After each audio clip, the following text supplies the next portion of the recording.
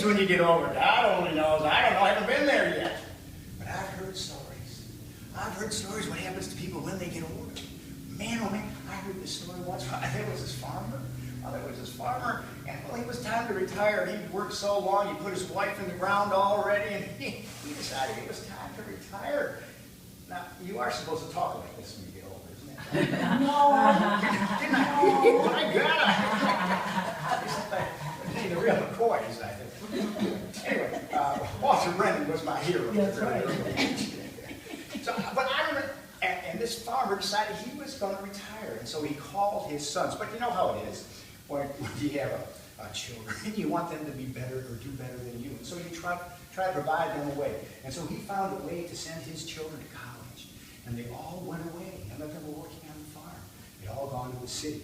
So he called his oldest son, who once when he was younger had said that when the time came, he wanted to take over the farm. Now he'd grown up to become an accountant, and he lived in the big city. And so when his father decided he was going to retire, he called his son. He said, son, it's my time. I'm going to retire. I want to give you the farm, you and your family. He said, well, Dad, I don't know.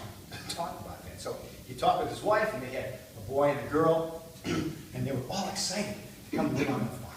And he had fond memories about growing up on that farm. Sure, he'd had his chores, but now he thought maybe it would be good for his kids to get out of the city for a while and to live life in the country with that country air. So he finally agreed.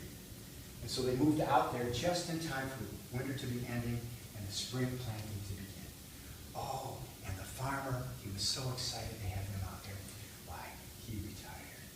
He got himself his rocking chair, put it on his porch. He sat back and watched the weather come in and go out and get warmer. And he watched his son out there in the fields planting his crops. And wow, the best thing about it was he got to play with his grandkids. Bounce him off his knees. He got to lie to him and tell him all kinds of stories. It was great. Now his son, being a farmer now, he was out in those fields, toiling away every day. And he kept scratching himself on the head, thinking, man, I just don't remember it being this hard.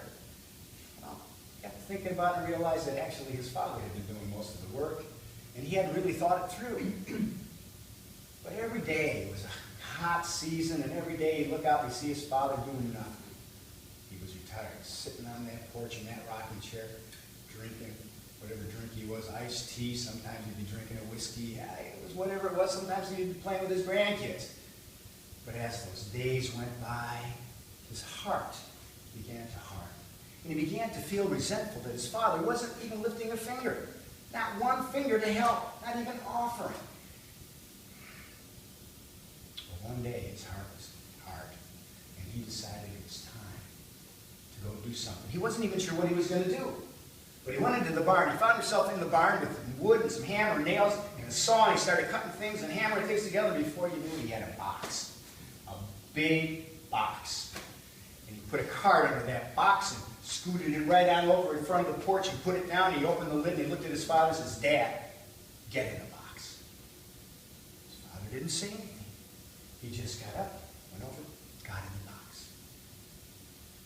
His son closed the lid, and up the hill he went. Up the hill toward the cliff. He was walking up, and it was a hot day, and it was hard to get that box up there. And he pushed, and he pushed, and he pushed, and he got it to the edge. And he got down, and he started to lift it up to throw that box over the edge when there was a tap on the side of the box. Son, son, came the voice from inside the box. Oh, he set the box down. He says, what is it, Dad? He says, son, I understand you think I'm a worthless old man and you want to get rid of me, but I got an idea for you that might save you some time later. What is it, Dad? I think you should keep the box and just throw my body over the cliff. Why would I do that, Dad? He says, because I think your children might have use for it sometime. That's when the son opened the box and let his father out. So, by God, I can't wait. I can't wait. Maybe I can. I'll just take it a day. And that's the story of the farmer and the box.